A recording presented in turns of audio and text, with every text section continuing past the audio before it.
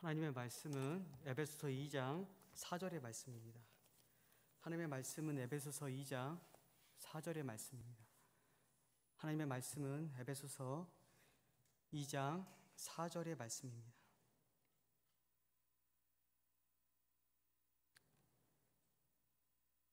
에베소서 2장 4절의 말씀 우리가 같이 또박또박 같이 우리 읽도록 하겠습니다. 말씀 같이 읽을게요.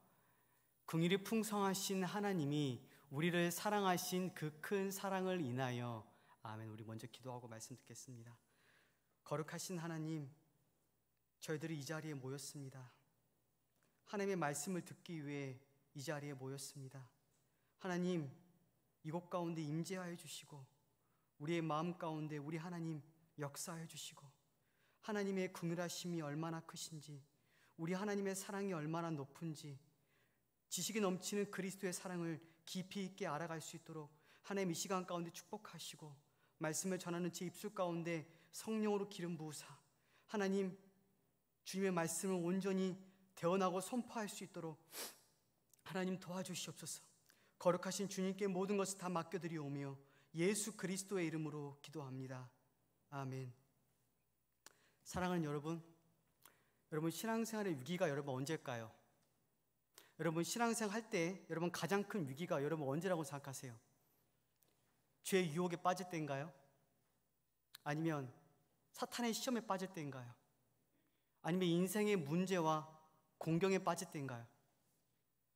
여러분 신앙생활의 가장 큰 위기는 그게 아니에요. 가장 큰 위기는 우리의 마음의 샘이 메마를 때예요.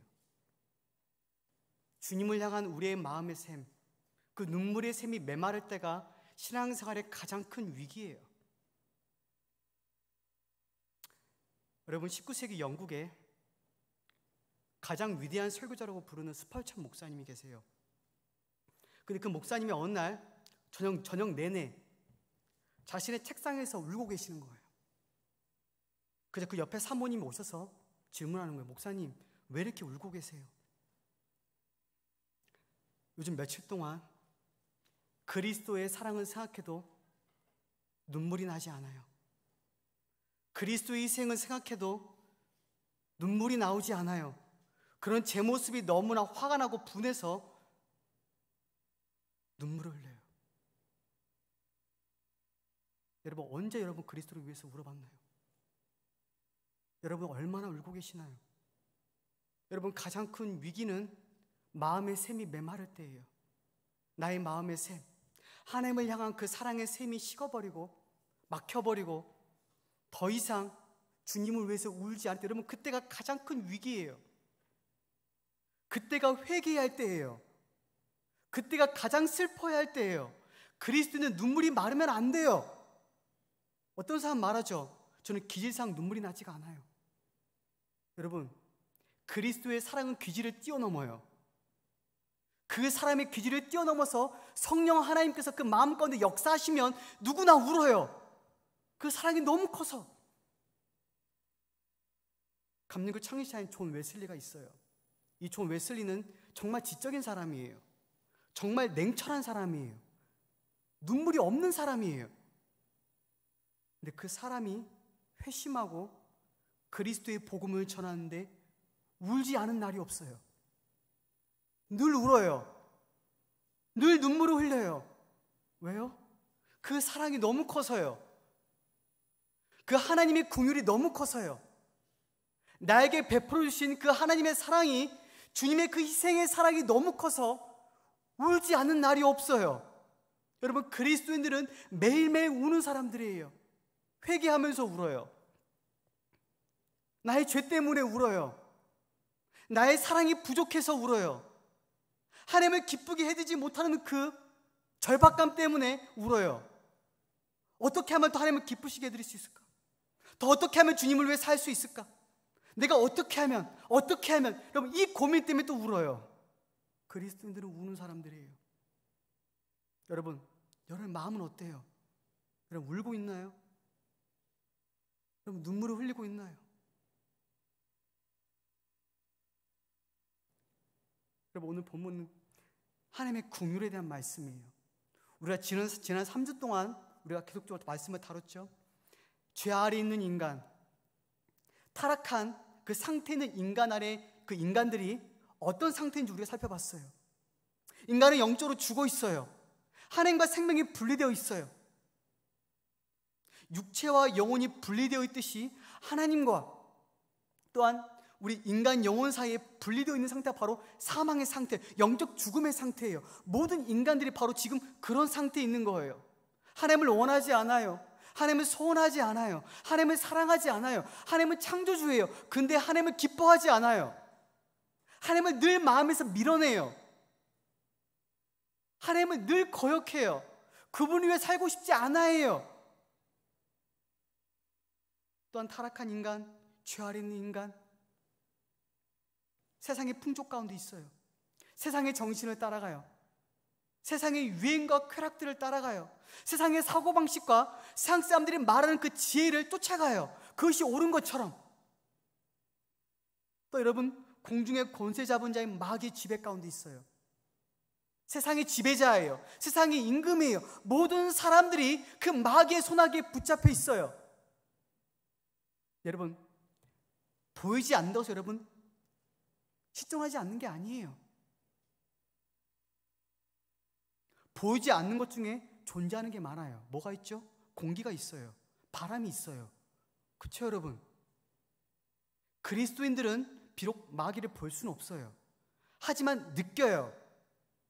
우리의 영혼을 집어삼키려고 하는 그 사악한 영향력을 우리는 느껴요. 매 순간 느껴요.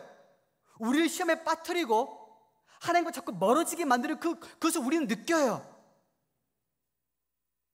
모든 사람들이 태어날 때부터 마귀의 지배 아래 태어나요. 마귀의 자식이에요. 거짓의 아비인 마귀의 지배 가운데 우리 모든 사람들이 태어나요. 또 우리는 육신의 정욕 가운데 지배를 받아요. 우리 욕구의 지배를 받아요. 하나님의 영의 지배를 받는 게 아니에요. 우리는 원래 본래 하나님의 영의 지배를 받아야 돼요. 하나님의 뜻 가운데 우리는 거해야 돼요. 근데 우리는 육신의 욕망을 따라가요. 신체적이고 본능적인 욕구를 지배를 받아요. 거기에 지배를 받아요. 거기에 끌려가요. 자신의 외모를 사랑해요. 나르시즘에 빠져요. 자기 자신을 너무 사랑해요.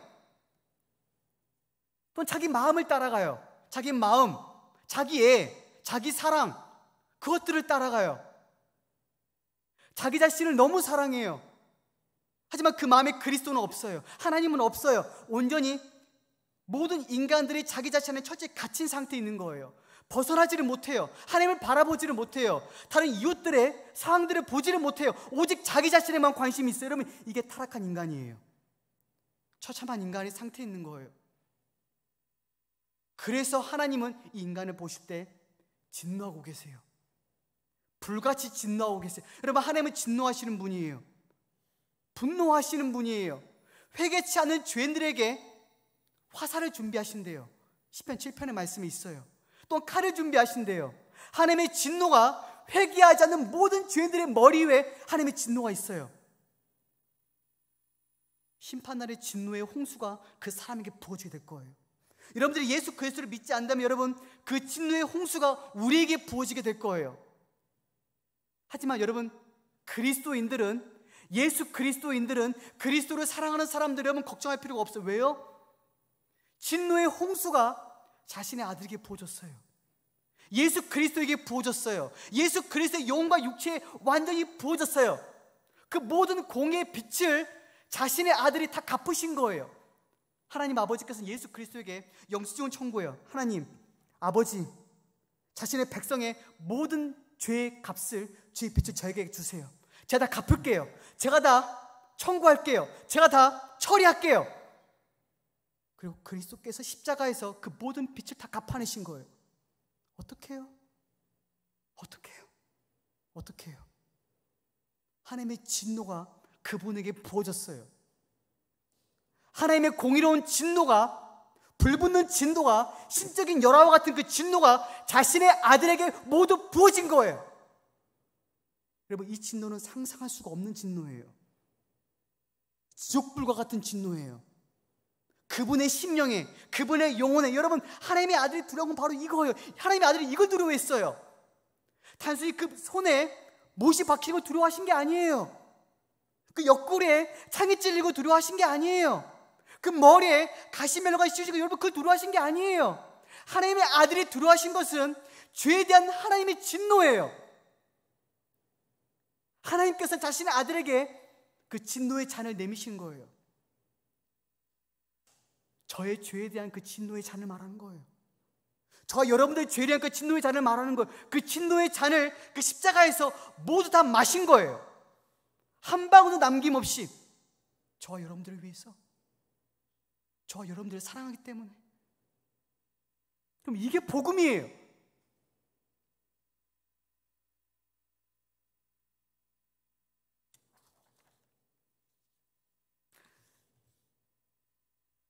여러분, 우리 인간의 상태는 처참해요. 정말 끔찍해요. 도저히 아무런 소망과 가망이 없는 상태예요. 그런데 여러분, 그때 하나님의 사랑이, 하나님의 긍휼하심이 그때 나타난 거예요. 인간에게 아무런 소망이 없을 때, 인간이 아무것도 할 수 없다는 것을 보여줬을 때, 그때 바로 복음이 나타난 거예요. 여러분, 복음이 나타난 시기는 여러분 되게 중요해요. 여러분, 언제 복음이 나타난 거죠? 바로 2000년 전이에요.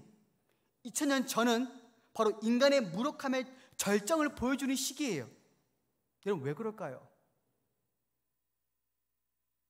그때 인간이 할 수 있는 모든 철학들, 또 인간이 만들 수 있는 모든 법들을 다 만들었어. 어떻게 해요? 죄를 없애기 위해서요. 인간들은 고민해요. 어떻게 하면 죄를 없앨 수 있지? 어떻게 하면 이 사회를 완벽하게 만들 수 있지? 여러분, 사람들은 유토피아를 생각해요. 근데 여러분, 수백 년의 철학의 역사, 또한 수백 년의 법의 역사를 여러분, 인간의 무력함을 보여줘. 아무것도 인간은 할 수가 없어요. 이 죄를 처리할 수가 없어요. 그때 바로 복음이 나타나요. 인간이 아무것도 할 수 없는 그 순간, 인간이 무력해서 도저히 소망이 없는 그 순간에 바로 예수 그리스도의 복음이 우리에게 주어진 거예요. 그 복음이 나타난 거예요. 하나님이 의가 나타난 거예요. 의가 없는 우리에게 그 의를 주시기 위해서 하나님의 복음이 나타난 거예요. 여러분, 본문의 4절 이후로 이 복음의 기쁜 소식에 대해서 아주 감동적으로 바울은 진술해요. 여러분, 오케스트라 보시면 새로운 악장으로 접어들게 되면 분위기가, 정서가 바뀌는 경우들이 많이 있어요. 그렇죠, 여러분? 분위기가, 정서가 완전히 바뀌는 경우도 있어요. 침울하고 죽음의 그런 분위기에서 갑작스럽게 악장이 넘어가면서 어떤 이 경쾌하고 활발한 분위기로 바뀌는 경우들이 있어요. 마치 이것과 같아요. 1절부터 3절까지는 아주 죽음의 상태가 지배하고 있었어요. 근데 4절부터 그 이후부터 바울은 노래해요. 복음을 찬양해요. 복음의 위대하심을 높여요. 이 그리스도에서 나타나신 그 하나님의 긍휼하심, 하나님의 사랑을 찬양해요. 여러분, 4절부터는 복음의 서곡이에요. 자, 여러분 4절 보세요. 죄 아래 있는 인간, 끔찍하고 절망적인 타락한 인간에게 이 복음이 어떻게 바울이 시작하고 있는지 여러분 이것을 볼게요. 자, 4절 말씀 보세요. 상반절 보시면 긍휼이 풍성하시래요. 긍휼이 풍성하신. 여러분 저 보세요. 여러분 긍휼이 뭐죠? 여러분 긍휼이 뭐예요? 여러분 긍휼이 뭘까요? 죄를 범하고 괴로움 가운데 있는 죄인들에게 나타난 하나님의 은혜로우신 성품을 말하는 거예요. 불쌍하고 가엾고 타락한 상태에서 고통을 겪고 있는 이 인류에게 보여주신 하나님의 은혜로우심을 말하는 거예요. 이게 하나님의 긍휼이에요.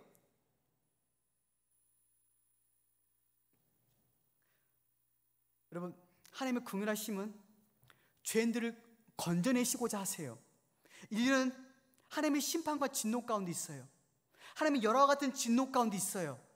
지옥의 형벌 가운데 있지만 하나님께서 그런 상태 가운데 있는 죄인들을 긍휼히 여기시는 거예요. 그것에서 건져내시려고 하시는 거예요. 그 고통 가운데서, 그 환난 가운데서, 그 어려움 가운데서 우리를 건져내시는 게 바로 하나님의 긍휼하심이에요.